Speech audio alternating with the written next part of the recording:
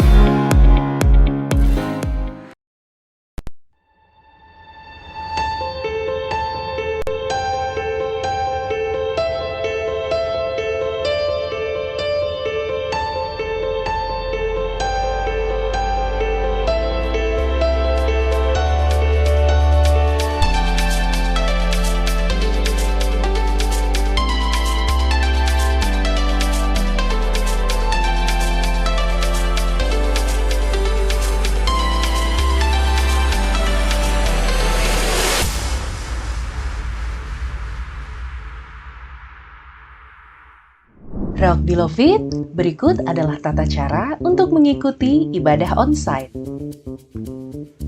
Anda dapat mencuci tangan terlebih dahulu di tempat yang telah disediakan sebelum Anda memasuki gedung gereja. Mohon maaf untuk anak usia di bawah 12 tahun dan lansia di atas 60 tahun, untuk sementara masih harus mengikuti ibadah secara online. Sesuai protokol kesehatan yang berlaku, maka Anda harus melakukan pengecekan suhu tubuh dan menggunakan hand sanitizer.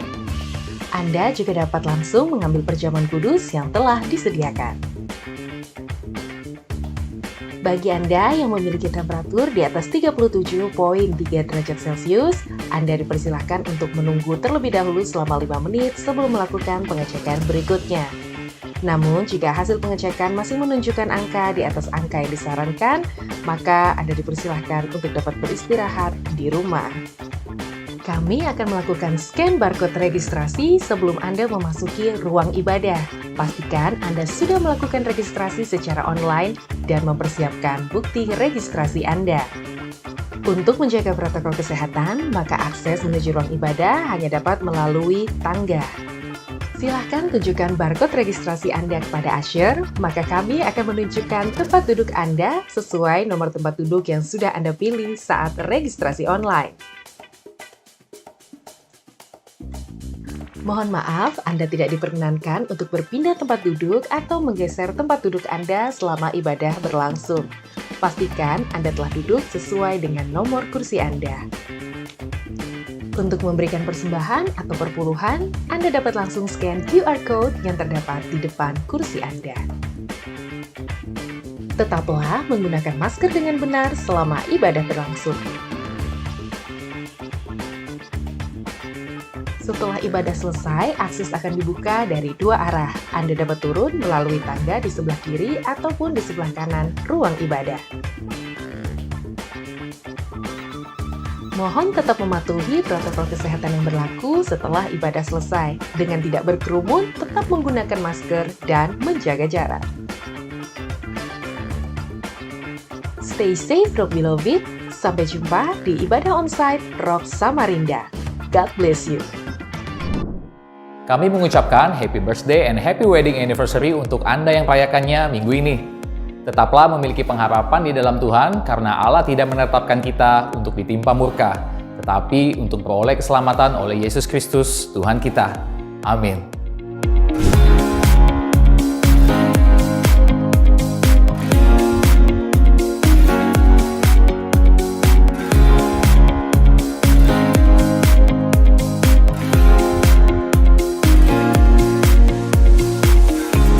Persembahan dan perpuluhan dapat Anda berikan melalui nomor rekening GBI Rock Samarinda berikut ini.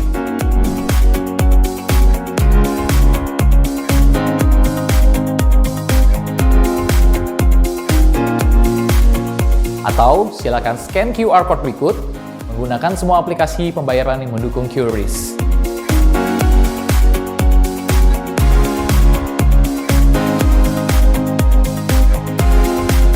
Jangan lewatkan Live Next Talk pada hari Jumat 17 September 2021 jam 7 malam. Live melalui Instagram Rock Samarinda. Dan minggu ini kita akan mendengarkan perbincangan menarik bersama Meli Sate, seorang desainer dan entrepreneur muda dengan dipandu host kita Ria Cahaya. Rock Beloved, kini saatnya kita mengagungkan Allah sumber pengharapan kita. Sebab Allah memberikan kita bukan roh ketakutan, melainkan roh yang membangkitkan kekuatan, kasih dan ketertiban. Enjoy the service.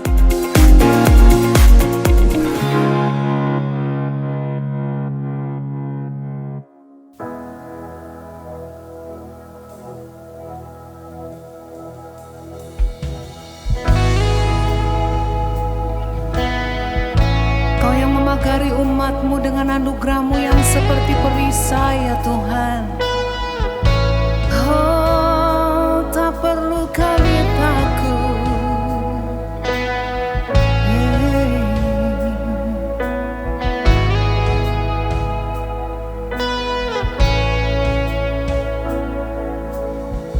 Your love is stronger than my fear. Your grace is greater than my sin. Oh, tremble where is your seed? Here I declare my victory. Your love is stronger than my fear. Your grace is greater than my sin. Oh, trample there where is your seed? Here I declare my victory.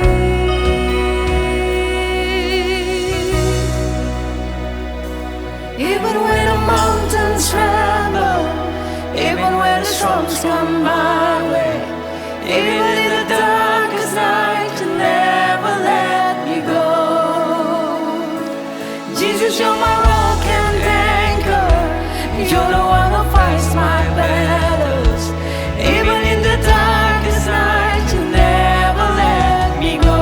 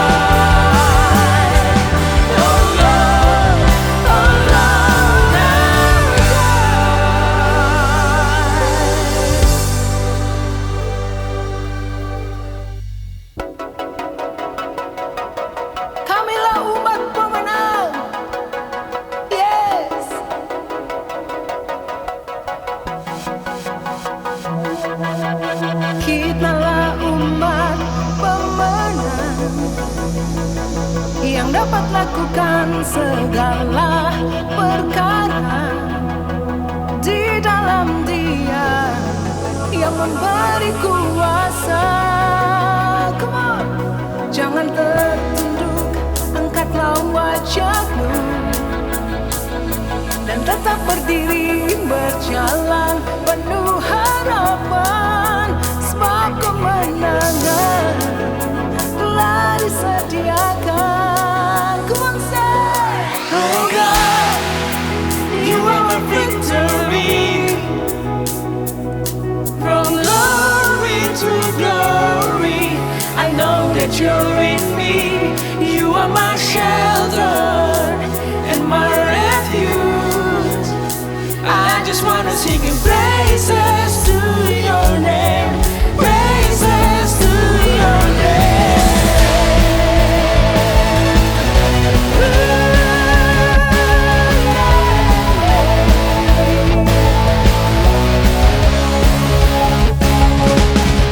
Kita umat pemenang yang dapat lakukan segala perkara di dalam Dia yang memberi kuasa. Jangan tertunduk, angkatlah wajahmu dan tetap berdiri, berjalan penuh harapan, sebab kemenangan telah disediakan. Oh God, You are my victory.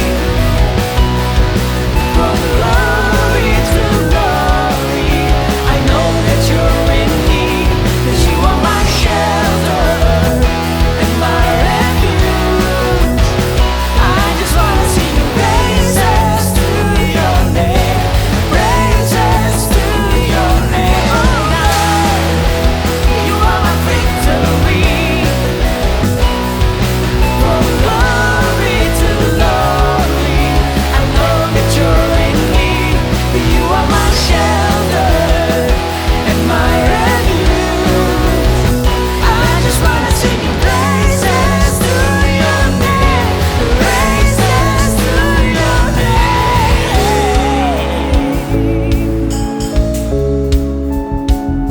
Wherever I go, whatever comes through me, I know You never let me go. Wherever I go, whatever comes through me, I know You never let me go. Wherever I go, whatever comes through me, I know You never let me go. Come on, say, wherever I go, whatever comes through me, I know You never let me go. Oh God, You are my victory. From glory to glory, I know that You're in me. You are my shelter and my refuge. I just wanna sing your praises to Your name, praises to Your name. Oh, You are my victory. From glory to glory, I know that You're in me. You are my shelter and my refuge.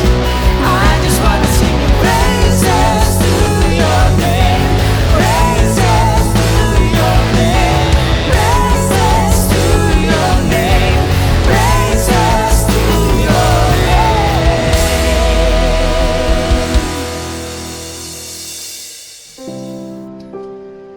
Mari saudara kita berdoa. Bapa kami yang baik, yang bertahta dalam sorga, kami bersyukur untuk kebaikan-Mu, untuk kasih-Mu yang terus kami rasakan sehingga kami dapat kembali beribadah bersama dalam Rock Samarinda Church Online saat ini. Kami bersyukur untuk setiap berkat dan kesehatan yang kami masih terima dari-Mu ya Bapa. Dan saat ini kami datang ke hadirat-Mu Tuhan, membawa ke dalam tangan-Mu para pemimpin bangsa kami, mulai dari Bapak Presiden dan Bapak Wakil Presiden beserta seluruh jajaran kepemimpinan di pemerintahan pusat sampai pada pemerintahan daerah. Tuhan, kiranya berikan hikmat dan otoritas-Mu Tuhan untuk para pemimpin kami, sehingga mereka dapat memimpin bangsa ini seturut dan kehendak Tuhan. Dan kami juga berdoa untuk Bapak Gembala kami, Pastor Andrew Pohan Harliman, beserta seluruh keluarga. Terus Engkau berikan hikmat, pewahyuan, dan perlindungan-Mu Tuhan, sehingga Bapak Gembala kami dapat terus menuntun umat-Mu berjalan dalam kehendak Tuhan. Kami percaya pemeliharaan-Mu sempurna untuk Bapak Gembala kami. Dan saat ini Tuhan, kami juga membawa ke dalam tangan-Mu bangsa kami Indonesia dan kota kami Samarinda. Kami percaya Tuhan, bangsa dan kota kami ini ada dalam hati-Mu. Limpahkan terus kota ini Tuhan dan bangsa ini dengan damai sejahtera dan kemakmuran. Menghadapi pandemi COVID-19 yang masih melanda saat ini, Tuhan, kami percaya pada kekuatan tangan-Mu. Engkau yang akan membawa bangsa kami keluar dari pandemi ini. Kami bersyukur jika beberapa waktu ini Tuhan terjadi penurunan angka untuk kasus COVID di bangsa kami. Kami yakin pemulihan demi pemulihan terjadi di dalam nama Yesus. Dan untuk setiap upaya pemerintah yang dilakukan untuk memutus mata rantai penyebaran COVID ini, Tuhan campur tangan semuanya, beri kekuatan dan perlindungan bagi para saudara-saudara kami, para petugas yang berada di garis terdepan penanganan COVID ini. Tuhan, lindungi mereka semua ya Bapak. Untuk saudara-saudara kami yang saat ini mungkin sedang berjuang untuk sembuh dari COVID-19, baik yang dirawat di rumah sakit maupun yang melakukan isolasi mandiri, Kuasa-Mu menjangkau mereka semua Bapa, menyembuhkan dan memulihkan sempurna kondisi mereka di dalam nama Yesus. Bahkan untuk mereka yang terkena dampak pandemi ini Tuhan, dari segi ekonomi, pendidikan, bahkan dampak dalam hubungan rumah tangga mereka, Bapa, kami meminta Engkau mengulurkan tangan kasih-Mu, pulihkan setiap keadaan mereka, biar mereka merasakan pertolongan Tuhan yang luar biasa, dan mereka mengakui Engkau sebagai Tuhan dan Juru Selamat yang ajaib. Dan saat ini Tuhan, kami juga membawa ke dalam tangan-Mu seluruh keluarga besar Rock Samarinda dan Rock Tenggarong, bahkan seluruh umat-Mu yang saat ini juga mengikuti Rock Samarinda Church Online. Umat-Mu yang saat ini sedang sakit atau dalam kelemahan tubuh, apapun sakit yang sedang mereka alami Bapa, kami yakin itu tidak lebih besar dari kuasa-Mu ya Tuhan. Pulihkan, sembuhkan umat-Mu ya Bapa, di dalam nama Yesus. Dan setiap umat-Mu yang mengalami pergumulan, mengalami tantangan, berbeban berat Tuhan, bahkan keluarga-keluarga yang saat ini sedang merindukan mujizat dan pertolongan Tuhan, Bapa, kami memohon Kau memberikan mereka jalan keluar dari setiap permasalahan mereka. Beri mereka kemenangan atas setiap pergumulan mereka. Semua karena kekuatan yang Tuhan berikan. Untuk persiapan dan rencana Rock Samarinda Onsite, Bapa, kami yakin Engkau yang akan memberikan hikmat, Engkau yang akan menuntun kami untuk memberikan kami petunjuk kapan harus memulainya Bapa. Campur tangan semuanya ya Tuhan. Segala yang kami butuhkan, kami percaya Tuhan yang menyediakan. Dan kiranya semua bisa terwujud sesuai kehendak Tuhan. Kami bersyukur Tuhan untuk kesempatan hari ini. Kami dapat membawa persembahan dan perpuluhan ini kepadamu Tuhan. Kami tahu semua yang ada pada kami ini adalah milik-Mu Tuhan. Dan kami memberikannya bukan supaya untuk kami diberkati, tapi kami percaya bahwa Tuhan sudah memberkati kami terlebih dahulu. Dan Engkau yang memelihara kehidupan kami secara sempurna Tuhan. Kami bawa persembahan kami ini Tuhan. Kiranya Engkau berkenan atas seluruh persembahan kami Bapa. Terima kasih ya Bapa yang baik. Kami percaya Engkau mendengar dan menyempurnakan setiap doa kami ini Bapa. Kami berdoa di dalam nama-Mu yang kudus dan mulia. Di dalam nama Tuhan Yesus Kristus. Amin.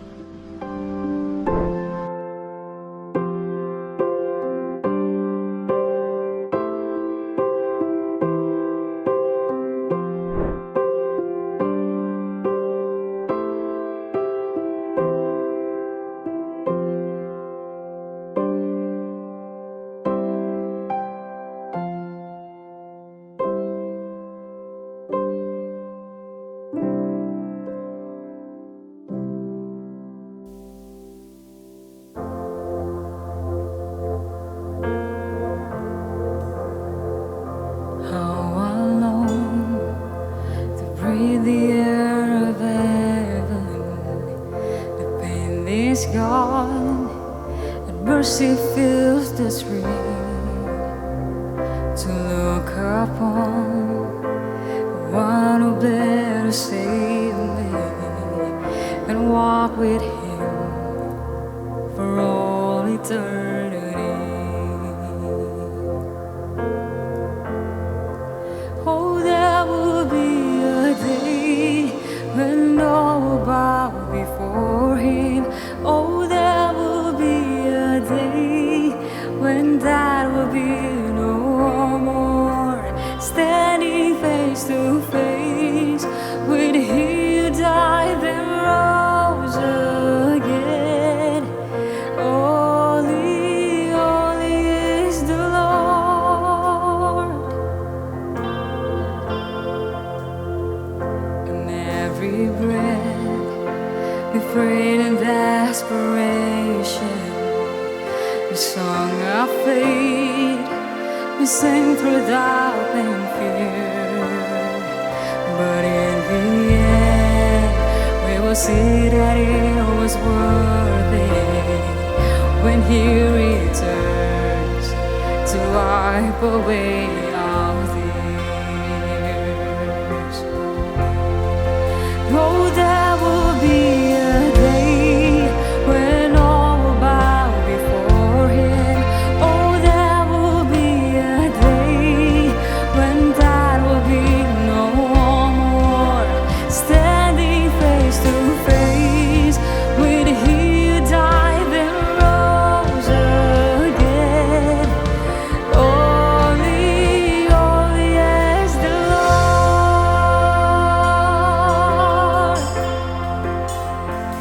And on that day, we join the resurrection.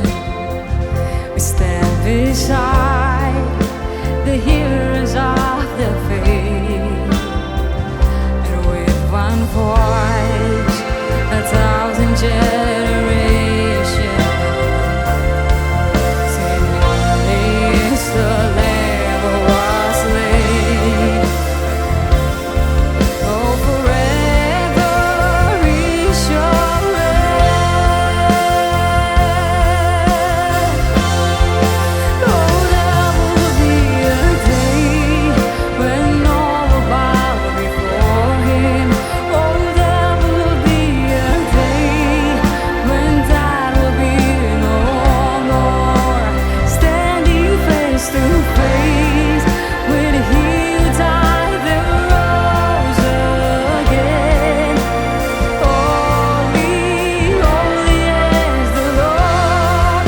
So let it be the day we shout to him the rapper with angels and the saints.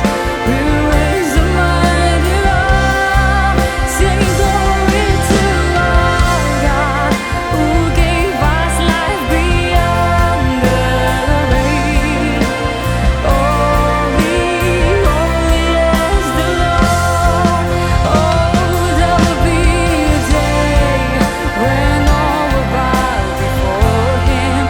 Oh, there will be a day when that will be no more. Standing face to face with he who died and rose again. Holy, holy is the Lord.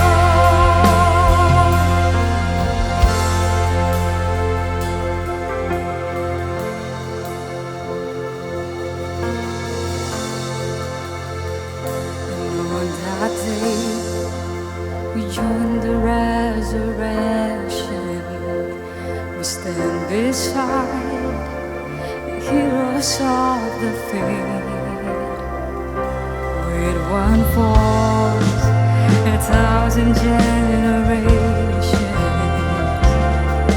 sing, "Worthy is the Lamb who was slain."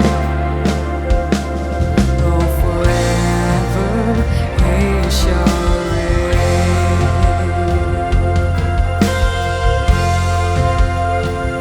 And on that day, we join the resurrection. We stand beside the heroes of the faith. And with one voice, 1,000 generations sing, worthy is the Lamb who was slain. Oh, forever He shall reign.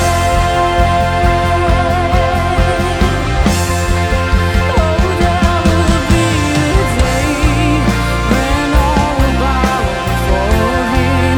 Oh, there will be a day when that will be no more. Standing face to face with He who died and rose again. Holy, holy is the Lord.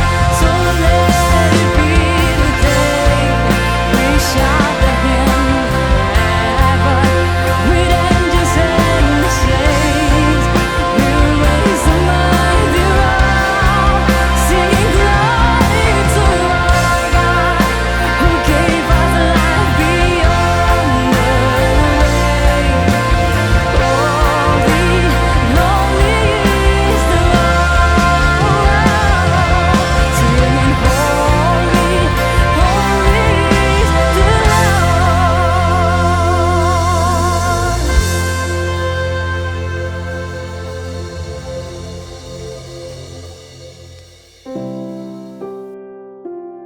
Haleluya, pujilah Tuhan di surga, pujilah Dia di tempat tinggi. Rock Beloved, hari ini kita akan mendengarkan pesan firman Tuhan yang disampaikan oleh hambanya, Pastor Ari Wibowo dari Jakarta Praise Community Church atau JPCC. Mari persiapkan hati, pikiran, Alkitab, bahkan buku catatan atau gadget Anda, agar pesan hari ini dapat diterima, dipahami, bahkan diaplikasikan dalam kehidupan. Sehingga kita tidak menyia-nyiakan setiap kasih karunia yang kita terima dan dapat mengambil keputusan yang benar sesuai dengan tuntunan firman Tuhan. Amin.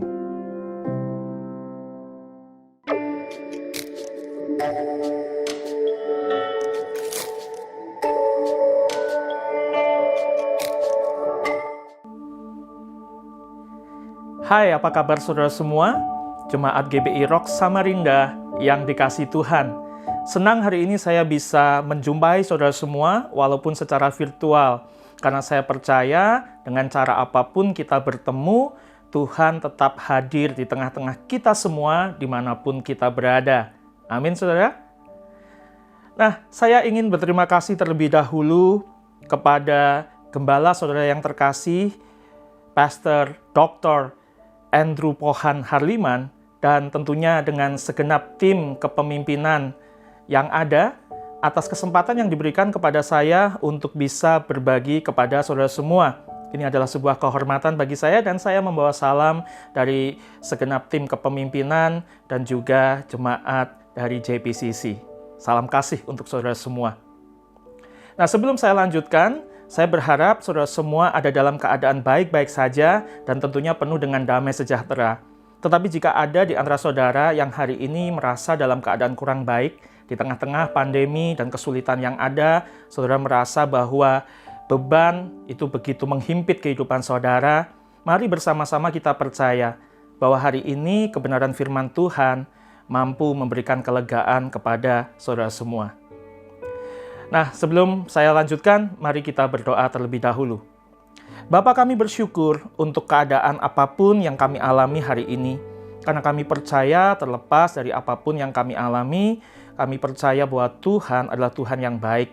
Dan kami bersyukur di tengah-tengah hari ini Tuhan hadir di tengah-tengah kami dimanapun kami berada. Kami hormati kehadiran-Mu, karena itu kami membuka hati, pikiran kami, telinga kami untuk bisa menerima kebenaran firman-Mu.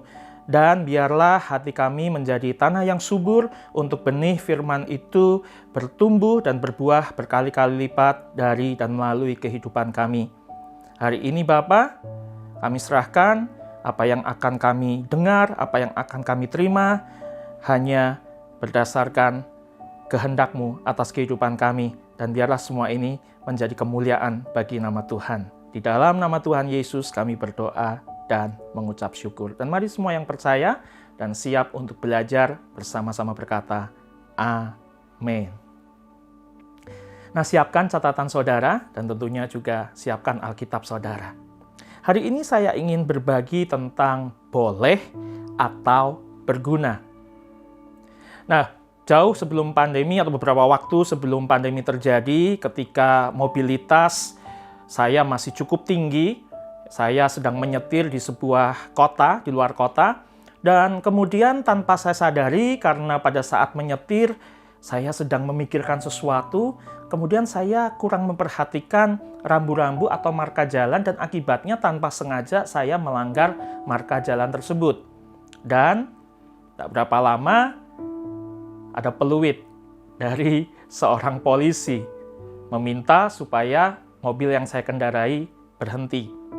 Lalu kemudian saya buka kaca dan saya bertanya, mohon maaf apa yang menjadi kesalahan saya? Lalu Bapak polisi tersebut menjelaskan bahwa saya melanggar marka jalan. Sesuatu yang tidak saya sengaja, tapi tentunya ada hukum, ada peraturan yang saya harus ikuti. Nah, saya sudah berpikir, aduh, saya bakalan kena denda, kena tilang, dan saya mungkin karena ini di luar kota, saya mesti repot nanti ngurus SIM dan sebagainya, bagaimana? Tapi setelah beberapa lama, si Bapak polisi ini bertanya tentang tujuan saya, apa yang mau saya lakukan dan sebagainya.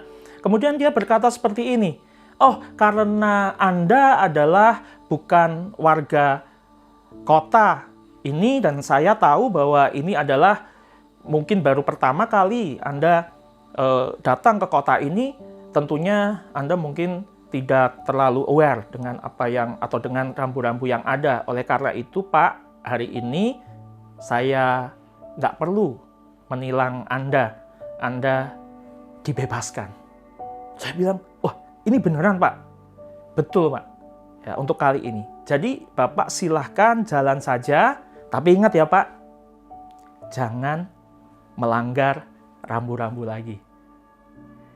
Nah, sontak kejadian itu membuat saya bersyukur tentunya. Membuat saya kemudian merasa lega karena saya dibebaskan dari hukuman yang seharusnya saya terima. Saya dibebaskan dari tilang atau denda yang seharusnya saya bayar. Tapi karena kebaikan hati dari si Pak polisi itu, kemudian saya bisa dibebaskan. Dan saya tidak perlu membayar denda atau membayar tilang. Nah, kejadian ini kemudian mengingatkan saya pada sebuah kisah yang ada di Alkitab. Dan saya percaya beberapa dari antara saudara mungkin sudah pernah bahkan berulang kali membaca kisah ini. Apa yang terjadi di Alkitab. Tetapi hari ini saya ingin mengajak saudara untuk kemudian meneliti dengan lebih jauh, ya, kemudian kita membayangkan bagaimana seandainya saya yang ada di dalam posisi tersebut. Nah, apa yang akan kita baca adalah dari Yohanes 8 ayat 2 sampai 11. Ya, ayatnya agak panjang tapi saya berharap saudara bisa mengikutinya dengan baik. Mari saya mulai dari Yohanes 8 ayat 2. Dikatakan demikian, pagi-pagi benar ia, Yesus, berada lagi di bait Allah dan seluruh rakyat datang kepadanya. Nah, kalau saudara memahami kata pagi-pagi benar, biasanya kalau Yesus melakukan sesuatu atau dia mengajar atau dia berdoa dikatakan pagi-pagi benar, tentunya kita percaya bahwa itu adalah pagi buta. Itu adalah di mana mungkin matahari belum terbit. Tetapi Yesus sudah berada lagi di bait Allah dan seluruh rakyat datang kepadanya. Perhatikan kata pagi-pagi benar karena nanti kita akan kembali ke konotasi dari pagi-pagi benar ini. Ya, ia duduk dan mengajar mereka.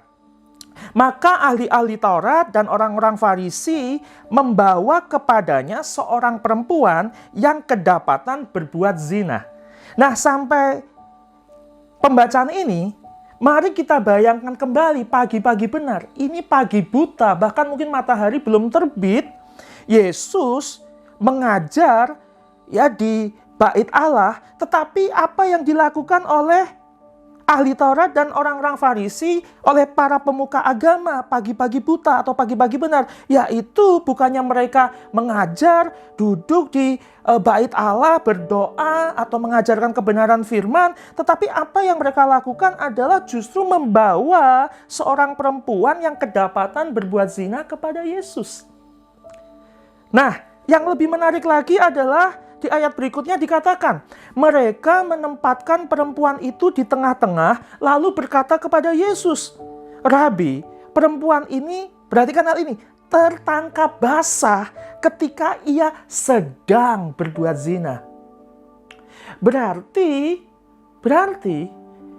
kalau dia bisa tertangkap basah ketika sedang melakukan perbuatan zina itu, para ahli Taurat dan orang Farisi tentunya menyaksikan apa yang diperbuat oleh perempuan itu.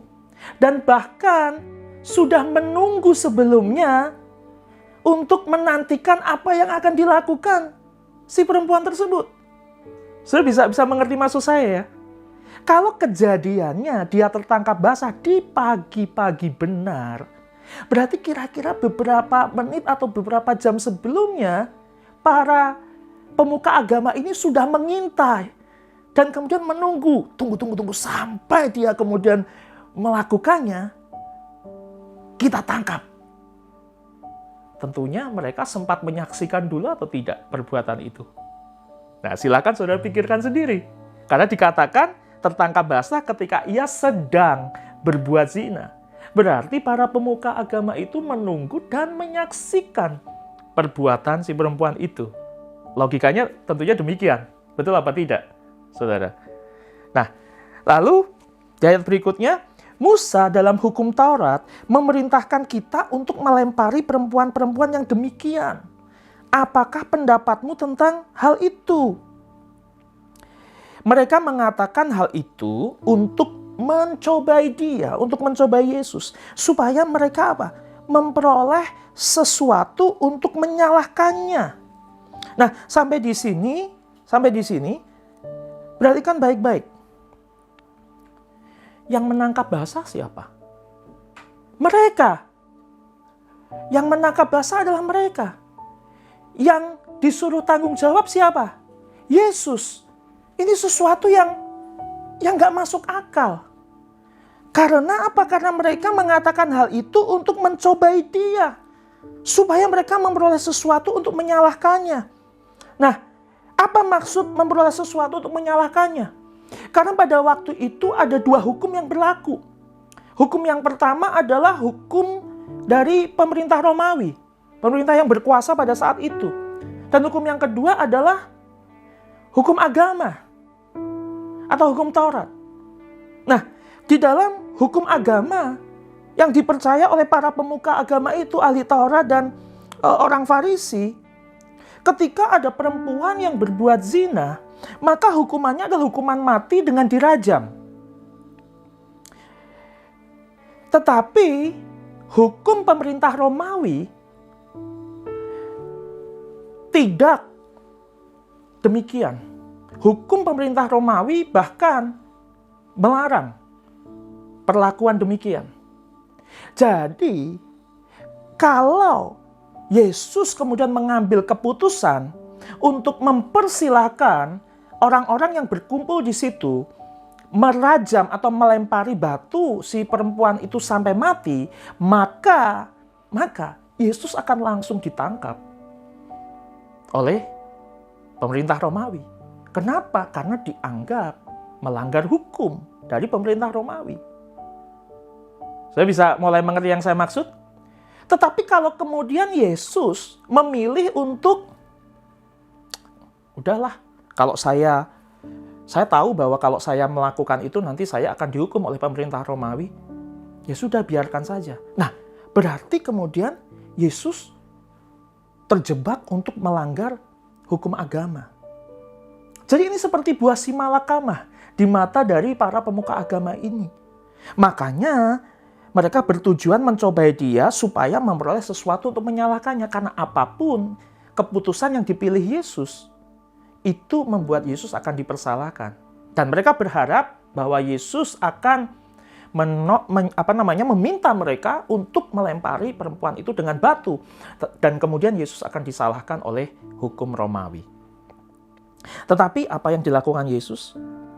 Tetapi Yesus membungkuk lalu menulis dengan jarinya di tanah. Ini yang menarik. Bukannya menjawab pertanyaan dari para pemuka agama tersebut, tetapi justru Yesus membungkuk lalu menulis dengan jarinya di tanah. Seperti tidak memperdulikan apa yang mereka tanyakan. Tapi mari kita baca ayat selanjutnya. Dan ketika mereka terus-menerus bertanya kepadanya, ia pun bangkit berdiri lalu berkata kepada mereka, barang siapa di antara kamu tidak berdosa, hendaklah ia yang pertama melemparkan batu kepada perempuan itu. Barang siapa di antara kamu yang tidak berdosa. Jadi, Yesus ditantang dengan pertanyaan untuk dicobai, tapi kemudian dia membalasnya atau meresponnya bukan dengan jawaban, tetapi dengan pertanyaan atau tantangan yang dikembalikan kepada mereka yang bertanya kepadanya. Ini menarik, sangat menarik. Berikutnya dikatakan, lalu ia membungkuk pula dan menulis di tanah. 2 kali dia lakukan tindakan yang sama, membungkuk lalu menulis di tanah. Tetapi setelah mereka mendengar perkataan itu, pergilah mereka seorang demi seorang, mulai dari yang tertua. Akhirnya tinggallah Yesus seorang diri dengan perempuan itu yang tetap di tempatnya. Tadi seolah Yesus tidak menjawab pertanyaan dari para pemuka agama itu. Sampai kemudian mereka bertanya terus. Ini kayak anak kecil ya. Anak kecil kalau minta sesuatu atau bertanya sesuatu nggak dijawab, mereka kemudian akan bertanya terus. Mereka akan merajuk, bertanya sampai kemudian dijawab. Tetapi apa yang Yesus lakukan, seolah Yesus tidak menjawab pertanyaan mereka. Tetapi justru membungkuk dan menulis di tanah 2 kali. Nah, ada sebuah pertanyaan. Apa sih sebetulnya yang ditulis Yesus di tanah? Dan sampai hari ini pun saya kalau ditanya juga gak bisa menjawab apa yang ditulis Yesus. Tetapi yang lebih menarik adalah bukan pertanyaan tentang apa yang ditulis Yesus di tanah itu. Tetapi pertanyaan yang lebih menarik adalah mengapa Yesus melakukannya. Mengapa Yesus merespon pertanyaan yang tujuannya untuk mencobai dia dengan cara membungkuk dan menulis di tanah. Nah, ada sebuah interpretasi yang menurut saya yang paling masuk akal dalam hal ini. Yaitu, Yesus sebetulnya dengan gerakan membungkuk dan menulis di tanah, itu adalah jawaban yang diberikan kepada pemuka agama yang bertanya kepadanya, yang mencobai dia tadi. Karena sebetulnya apa yang dia lakukan adalah menunjukkan, menjawab pertanyaan kepada mereka. Kalian itu nggak ngerti apa yang kalian tanyakan. Kalian itu sedang mencobai pribadi yang sebetulnya adalah Allah sendiri. Karena hukum yang kamu pertanyakan tadi kepadaku, itu adalah sesuatu yang ditulis oleh Allah sendiri. Allah tidak mungkin menuliskan sesuatu yang kemudian dia sendiri tidak mengerti apa maksudnya. Saya bisa mengerti yang saya maksud? Jadi, kalau saya boleh parafrase dan pakai bahasa sederhana saya, mungkin Yesus berkata demikian. Kalian itu bodoh banget. Kalian itu nggak ngerti apa yang kalian tanyakan. Kalian nggak tahu yang menulis hukum itu siapa. Dan sekarang kalian bertanya, seolah-olah si penulis itu bisa terjebak dengan apa yang sedang kalian rencanakan. Saya bisa mengerti ya maksud saya. Nah, makanya setelah itu, setelah mereka mendengar perkataan itu, pergilah mereka seorang demi seorang, mulai dari yang tertua. Akhirnya tinggallah Yesus seorang diri dengan perempuan itu yang tetap di tempatnya. Dia tetap di tempatnya, kenapa? Ya karena takut. Setelah ini apa yang terjadi sama hidup saya? Ya. Lalu di ayat yang ke-10, lalu Yesus bangkit berdiri dan berkata kepadanya, "Hai perempuan, di manakah mereka? Tidak adakah seorang yang menghukum engkau?" Nah, saudara tahu ya, kalau Yesus bertanya, itu bukan berarti Yesus nggak tahu. Betul apa tidak? Yesus nggak mungkin nggak tahu bahwa mereka kemudian satu persatu pergi mulai dari yang tertua. Tetapi Yesus bangkit berdiri dan berkata kepada perempuan itu, "Hai perempuan, di manakah mereka? Tidak adakah seorang yang menghukum engkau?" Karena Yesus punya tujuan untuk melakukan spiritual conversation dengan si perempuan ini. Di ayat yang 11 dikatakan, jawabnya, "Tidak ada Tuhan." Perhatikan hal ini, saudara. Perempuan ini menjawab, "Tidak ada Tuhan." Nggak ada yang menghukum saya, Tuhan. Tadi para ahli Taurat dan orang Farisi menyebut Yesus sebagai siapa? Rabi. Tetapi perempuan ini mengenal Yesus bukan hanya sebagai rabi, tapi perempuan ini mengenal Yesus sebagai Tuhan. Iman percayanya bangkit. Dan kemudian dia menyebut Yesus sebagai Tuhan. Lalu kata Yesus, "Aku pun tidak menghukum engkau." Perhatikan baik-baik hal ini. "Pergilah dan jangan berbuat dosa lagi mulai dari sekarang." Pergilah dan jangan berbuat dosa lagi mulai dari sekarang. Yesus memberikan pengampunan, memberikan kasih karunia kepada perempuan tersebut. Dan baru kemudian dia berkata, "Ini kasih karunia yang kuberikan kepadamu, pergi." Baru kemudian dia kasih tahu kebenarannya. Dan jangan berbuat dosa lagi. Jangan sia-siakan kasih karunia yang kau terima. Jangan berbuat dosa lagi. Nah, sampai di sini saya ingin melemparkan pertanyaan kepada saudara semua. Kira-kira, menurut saudara, apa jaminannya perempuan itu tidak berbuat dosa lagi atau tidak mengulang dosa lagi? Menurut saudara ada jaminannya tidak? Tidak ada. Tidak ada. Kenapa?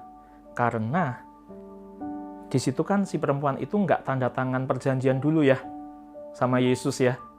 "Saya berjanji, kalau saya berbuat dosa lagi, setelah pergi atau setelah mendapatkan kasih karunia ini, maka kemudian saya rela dikutuk untuk menjadi kodok."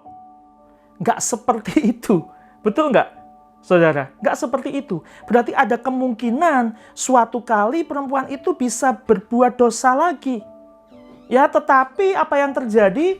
Karena imannya bangkit, Yesus kemudian memberikan kepercayaan kepada perempuan tersebut untuk kemudian menjalani kehidupannya karena perempuan itu sudah diberikan atau sudah mengalami kasih karunia terlebih dahulu, mengalami pengampunan. Sudah percaya bahwa pemulihan, pengampunan, kasih karunia, rekonsiliasi, restorasi itu yang kemudian memampukan kita untuk bisa mengenal kebenaran di dalam perjalanan kehidupan kita. Kita tidak berusaha terlebih dahulu untuk hidup benar dan kemudian mendapatkan pengampunan. Tetapi kita diampuni terlebih dahulu, maka kemudian kita bisa mengenal kebenaran dan mulai hidup dengan benar. Nah, ini adalah sebuah hal yang menarik, sebuah kejadian yang sangat menarik. Bahwa Yesus tidak mulai dengan, karena kamu sudah bikin dosa, sekarang pergi. Kamu tidak layak untuk menjadi pengikutku. Kamu tidak layak untuk menjadi muridku. Bukan itu yang dilakukan Yesus. Tapi Yesus memberikan pengampunan terlebih dahulu. Yesus memberikan kasih karunia terlebih dahulu. Pergi.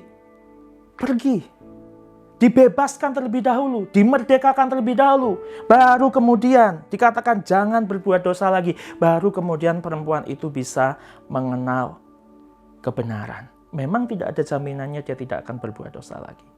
Tetapi, oleh karena kasih karunia itu, oleh karena pengampunan yang dia terima, dia pasti akan berpikir 1000 kali, 1.000.000 kali sebelum dia melakukan dosa lagi. Saya berharap saudara bisa mengerti apa yang saya maksud. Jadi dengan demikian saudara, tujuan kekristenan adalah kedewasaan. Kita dituntun untuk menjadi dewasa di dalam kekristenan, di dalam perjalanan mengikuti Yesus. Nah, ada skema perubahan atau transformasi menuju kedewasaan yang mungkin saudara bisa sedikit pelajari. Bahwa pada dasarnya, kalau kita menginginkan ada budaya kedewasaan di organisasi kita, di komunitas kita, maka kemudian kita harus mulai dengan kebiasaan yang dewasa. Tetapi kebiasaan itu adalah akumulasi dari sesuatu atau perilaku yang dilakukan bersama-sama. Nah, kebiasaan itu berasal dari perilaku. Perilaku itu apa? Perilaku itu, atau dalam hal ini perilaku yang dewasa, adalah sebuah hasil dari mindset atau cara berpikir kita. Cara berpikir yang dewasa akan menghasilkan perilaku yang dewasa. Kenapa? Karena cara berpikir itu yang akan menentukan keputusan yang kita ambil. Jadi kalau cara berpikir atau mindset kita dewasa, maka kita akan menghasilkan keputusan yang dewasa, dan kemudian perilaku kita adalah perilaku yang dewasa, dan kemudian ketika itu diulang-ulang, maka menjadi kebiasaan yang dewasa. Kebiasaan yang dewasa yang kita lakukan, yang kemudian menginspirasi orang-orang di sekitar kita untuk melakukan hal yang sama, maka itu menjadi budaya yang dewasa. Makanya dalam Roma 12 ayat 2 dikatakan, janganlah kamu menjadi serupa dengan dunia ini, tapi berubahlah oleh pembaruan budimu, sehingga kamu dapat membedakan manakah kehendak Allah, apa yang baik, yang berkenan kepada Allah, dan yang sempurna. Karena orang yang dewasa tidak melakukan segala sesuatu hanya berdasarkan kehendaknya sendiri, tetapi dia melakukan berdasarkan kehendak Allah. Nah, tapi perhatikan, di dalam lingkaran yang ada kata mindset atau cara pandang, di situ asal dari mindset adalah nilai. Dan nilai itu sangat berhubungan dengan hati nurani.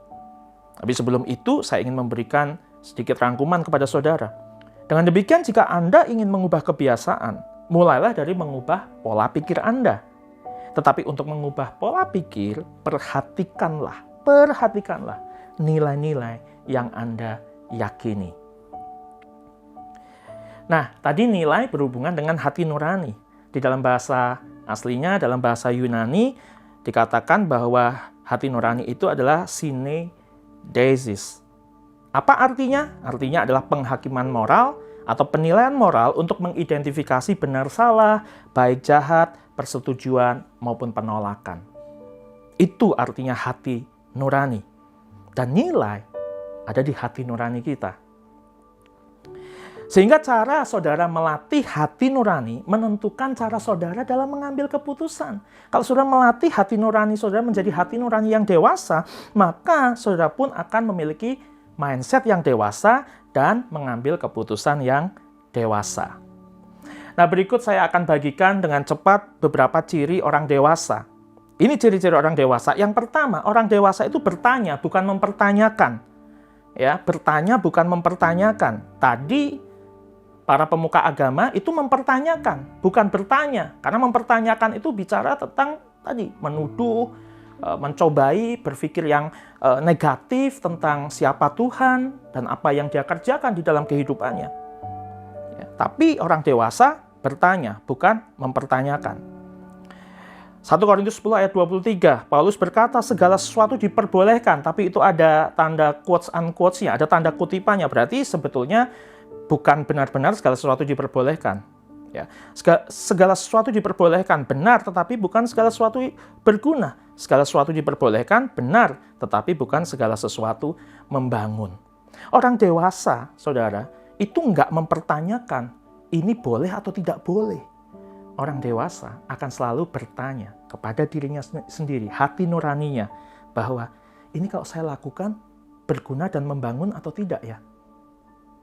kalau tidak saya lakukan, berguna dan membangun hidup orang lain atau tidak ya?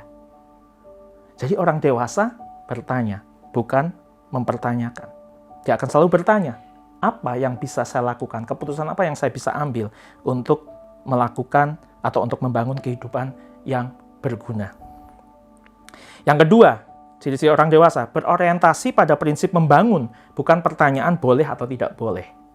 Ya, jadi apapun yang dia putuskan, apapun yang dia lakukan, hati nuraninya akan selalu menuju kepada prinsip membangun, bukan soal boleh atau tidak boleh. Kalau anak kecil, tanyanya adalah, ini boleh nggak? Ini nggak boleh ya? Tapi orang dewasa tidak seperti itu. Ini membangun, berguna atau tidak. Yang ketiga, orang dewasa membangun hubungan relasional, bukan transaksional. Dan itu yang dicontohkan Yesus kepada murid-muridnya tadi waktu kejadian perempuan yang ketahuan berbuat zina. Dan dia contohkan kepada orang-orang yang ada di sekitarnya. Bahwa kekristenan itu atau mengikut Yesus adalah tentang membangun hubungan relasional, bukan transaksional. Relasional itu adalah apa? Mengenal dia secara pribadi.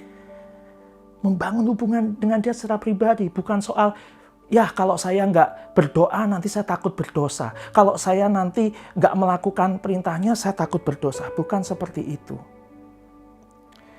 Jadi Tuhan adalah Bapa yang menuntun perubahan, bukan menuntut perubahan. Semakin kita mengenal Dia, semakin selaras hati kita dengan kehendak-Nya. Nah, apa action plan selanjutnya? Ini yang saya titipkan untuk saudara. Apa keputusan membangun yang perlu Anda ambil dalam sebulan ke depan? Atau tindakan tidak berguna apa yang harus Anda hentikan? Dan yang kedua, tuliskanlah satu langkah perubahan yang akan Anda lakukan mulai hari ini untuk membangun atau mengambil keputusan yang dewasa, yaitu berguna dan membangun. Saya berdoa supaya bisa menerima ini dengan baik dan sudah berjanji untuk mengaplikasikannya di dalam kehidupan sehari-hari. Amin. Tuhan Yesus memberkati.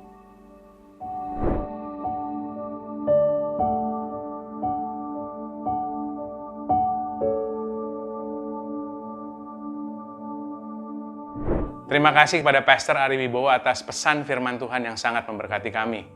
Mari kita masuk dalam perjamuan kudus, tapi sebelumnya mari kita berdoa. Bapa, terima kasih atas firman-Mu yang boleh kami terima. Matraikan firman-Mu di dalam kehidupan kami, di dalam hati kami, dan kiranya kami menjadi semakin dewasa di dalam iman kami, dan kehidupan kami membawa kemuliaan bagi nama-Mu. In Jesus' name. Amin. Mari kita angkat roti di tangan kanan kita, saudara. Bukankah roti yang kita angkat tinggi ini adalah persekutuan dengan tubuh Kristus? Mari kita makan di dalam nama Tuhan Yesus.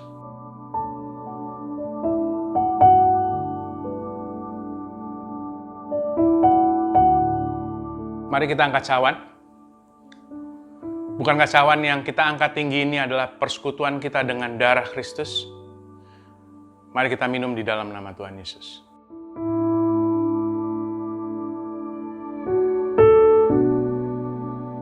Bapa, kami ingin menyudahi ibadah kami, sempurnakanlah ibadah kami, dan kami ingin menerima berkat yang daripada-Mu.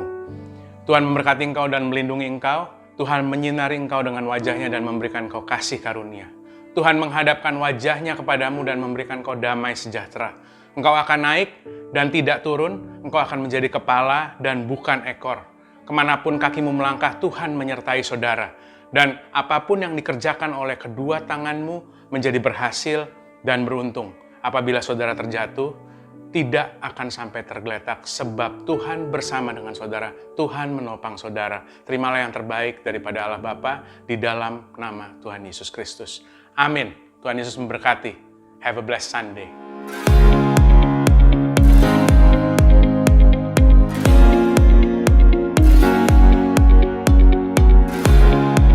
Terima kasih Anda telah beribadah bersama Rock Samarinda Church Online.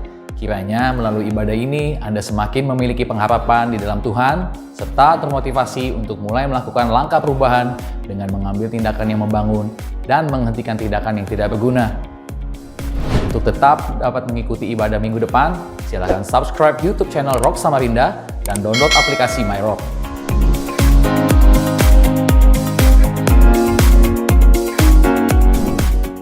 Cek dan follow juga sosial media maupun digital platform Rock Samarinda berikut ini.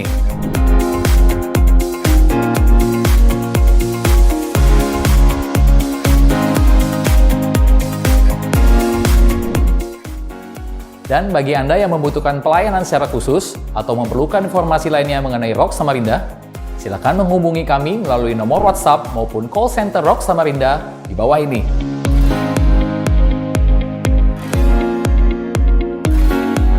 Happy Sunday, Rock Beloved. Stay safe and God bless you.